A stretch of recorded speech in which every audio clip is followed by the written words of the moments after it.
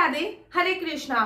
कैसे हो आप सभी लोग? आशा करती हूँ आप सभी परम मंगल में होगे, स्वस्थ होगे, अच्छे होगे। सबसे पहले आप सभी को जया एकादशी की अनंत और अनंत शुभकामनाएं। देखिए, वैसे तो एकादशी का व्रत ही सभी व्रतों का राजा बोला जाता है, लेकिन अगर मैं बात करूं जया एकादशी, तो जया एकादशी एक ऐसी एकादशी होती है कि अगर आपके पितृ नर्क भोग रहे हैं, अगर आपके पितृ नर्कगामी हैं, अगर आपके पितरों को कोई ना कोई परेशानी है, तो जया एकादशी एक ऐसी एकादशी होती है जिसका व्रत रखने से आप पृथ्वी लोक पे व्रत रखेंगे और उसका फल आपके पितरों को पितृलोक में या फिर यहाँ पे भी वो है नरक लोक में मिलेगा और उनको मोक्ष की प्राप्ति होगी। ना केवल आपके पितरों को मोक्ष की प्राप्ति होगी, अपितु मरने उपरांत आपको भी मोक्ष की प्राप्ति होगी। अर्थात जो पुनरपि जन्म पुनरपि मरणम, बार बार जन्म लेने की और बार बार जो मरने की प्रतिक्रिया है वो समाप्त होकर हमको मोक्ष की प्राप्ति होती है।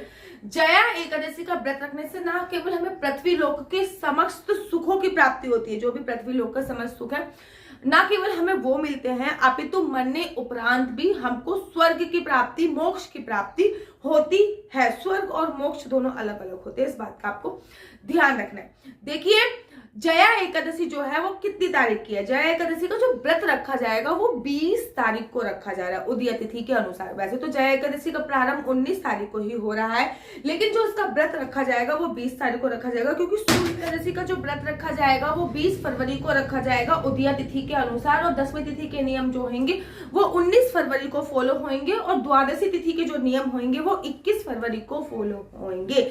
आप बाकी बिहार जी के मंदिर में ले लीजिए, राधा माधव के मंदिर में ले लीजिए, राधा वल्लभ में ना एकादशी नहीं मनाई जाती, ठीक है। आप इस्कॉन टेम्पल में ले लीजिए, आप बाकी बिहार जी के मंदिर में ले लीजिए, आप खाटू श्याम में ले लीजिए, हर जगह आपको 20 तारीख को ही व्रत रखने का जो प्रावधान है वो 20 तारीख का ही हो रहा है उदय तिथि के अनुसार।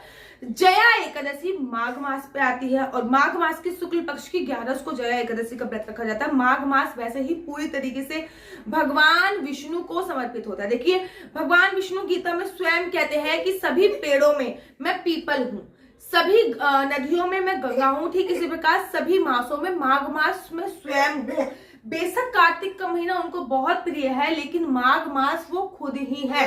कार्तिक का महीना इसलिए प्रिय है क्योंकि कार्तिक का महीना भगवान श्री कृष्ण द्वारा निर्मित है, लेकिन माघ मास में भगवान स्वयं ही वास करते हैं। माघ मास में भगवान की पूजा अर्चना वंदना करने का विशेष महत्व होता है, और उसमें भी माघ मास की अगर एकादशी आ जाए तो फिर मैं आपको क्या कहूँ, ये समझ लीजिए सोने पे सुहागा हो जाती है। और जया एकादशी तो ना केवल हमें पृथ्वी लोक के सभी सुखों की प्राप्ति कराती है, अपितु मरने के बाद भी जया एकादशी हमको मोक्ष की प्राप्ति कराती है। इसलिए अगर आप जया एकादशी का व्रत भी ना रख पाए, एकादशी का व्रत भी ना रख पाए, तब भी आप लोगों को करना क्या होता है कि कम से कम जया एकादशी की पूजा अर्चना वंदना तो अवश्य कर लीजिए, और जया एकादशी पे भगवान विष्णु को खीर जरूर समर्पित कर दीजिए।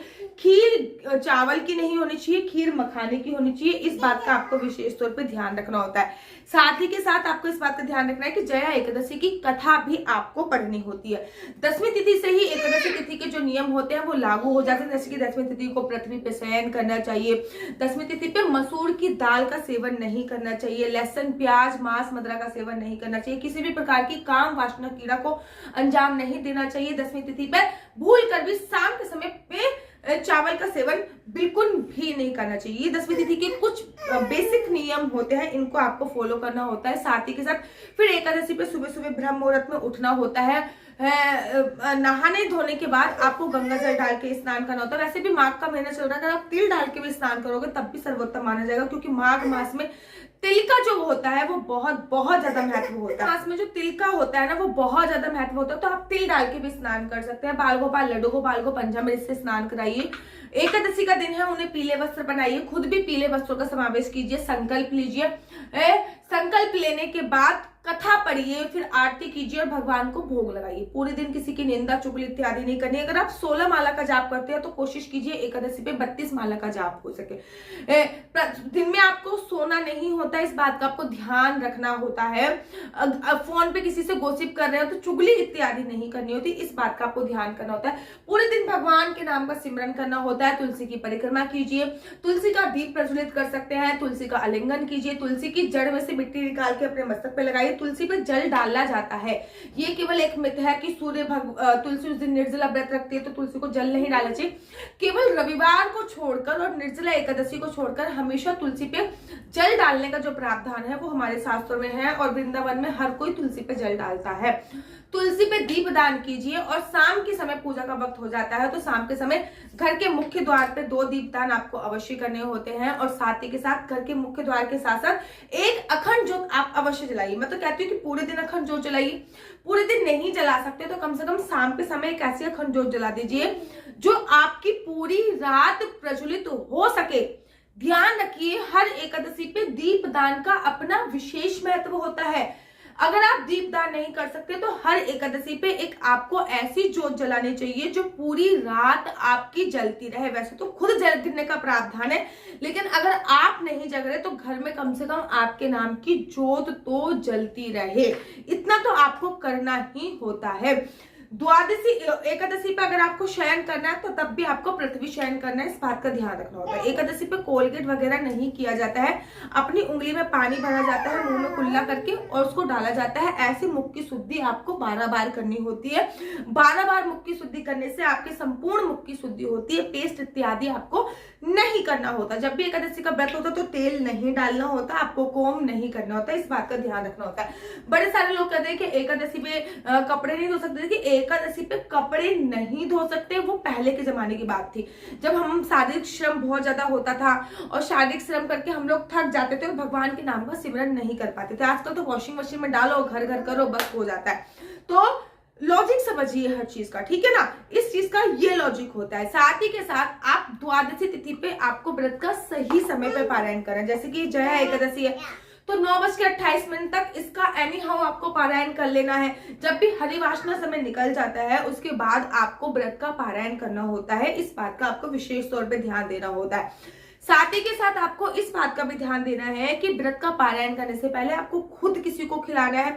अगर वो किसी ब्राह्मण को घर पे बुलाइए, उनको खिलाइए, फिर उनको दक्षिणा दीजिए। अगर वो नहीं मिले तो किसी गरीब को घर पे बुलाइए, उनको खिलाइए, उनको दक्षिणा दीजिए। वो नहीं मिले, कुंवारी कन्या को घर पे बुलाइए, उनको खिलाइए, उनको दक्षिणा दीजिए।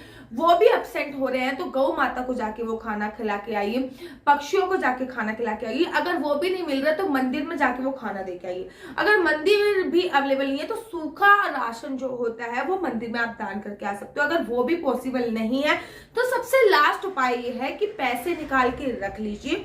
उसके बाद अगर आपका निर्जला व्रत है तो जल पीछ के व्रत का पालन कीजिए। अगर आपने खा पी के फलाहार खा पी के व्रत रखा है तो सिंपल ही बात है कि आप चावल खा के ही अपने व्रत का पारायण करेंगे। लेकिन व्रत का पारायण एनी हाउ 9:30 बजे तक आपको करना ही करना है। इस बात का विशेष ध्यान रखना है कि 9:30 बजे के बाद अगर आप व्रत का पारायण कर रहे हैं तो एकादशी के व्रत का संपूर्ण फल नहीं मिलता। एकादशी के व्रत का संपूर्ण फल तभी मिलता है जब आप सही समय पे व्रत का पारायण करें। तो एकादशी तिथि पे 10वीं तिथि के नियम, एकादशी के नियम और द्वादशी पे सही समय पे व्रत का पारायण करने का विशेष और विशेष महत्व होता है। तो आशा करती हूँ आप लोगों को मेरी वीडियो अच्छी लगती होगी। अगर आपको मेरी वीडियो अच्छी लगती है तो आप अपना यूट्यूब चैनल हरि बोल को लाइक शेयर सब्सक्राइब करना बिल्कुल भी मत भूलिए। तब तक के लिए मुझे दीजिए इजाजत। राधे राधे, हरे कृष्णा, हरि बोल।